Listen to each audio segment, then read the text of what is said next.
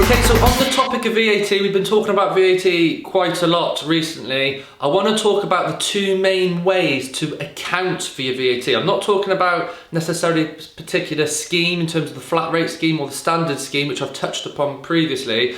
So the two main ways you can account for your VAT is a cash basis or an invoice basis. So what that means is on an invoice basis, you owe the VAT in the period you raise the invoice, okay? So if you're, let's say a builder doing a big job and you raise an invoice for £20,000, let's say there's 20% VAT on top, which is £4,000. So you raise an invoice for £24,000.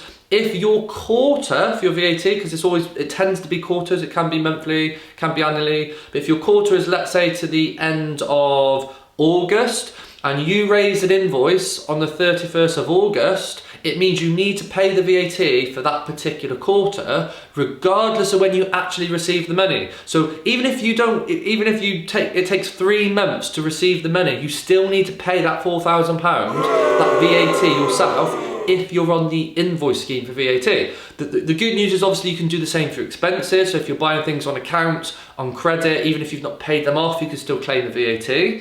But most people don't want that risk, they don't want that worry. So we generally recommend that you go on the cash basis for VAT.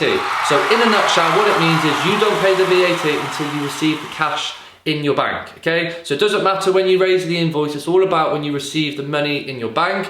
It gives you far less cash flow problems. You don't have to worry about adjustments later on if you don't receive the money. So we would generally recommend you go on the cash basis. There are some restrictions for large businesses, but generally for smaller businesses, that's the way to go. Thanks, guys.